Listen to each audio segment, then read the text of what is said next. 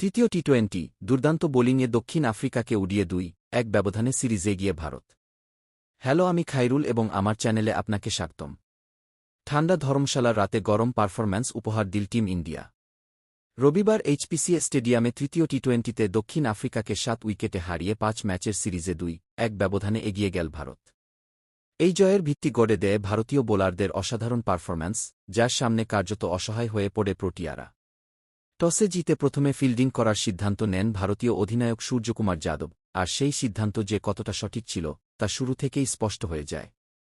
নতুন বল হাতে আর্শদীপ সিং ও হর্ষিত রানা দক্ষিণ আফ্রিকার টপ অর্ডারকে নাস্তানাবুদ করে দেন। আর্শদীপ সুইং ও নিখুঁত লাইন লেন্থে রিজা হেন্ড্রিক্সকে এলবিড ব্লিউ করে ফেরান। আগের ম্যাচে যেখানে তিনি ওয়াইডে ভুগেছিলেন, সেখানে এদিন আর্শদীপ ছিলেন সম্পূর্ণ নিয়ন্ত্রিত। যশপ্রীত বুমরাহ ব্যক্তিগত কারণে দেশে ফেরায় একাদশে সুযোগ পাওয়া হর্ষিত রানা ফর্মে থাকা কুইন্টন ডিককে আউট করে বড় সাফল্য এনে দেন। পাওয়ার প্লের ৬ ওভারে দক্ষিণ আফ্রিকার স্কোর দাঁড়ায় মাত্র ২৫।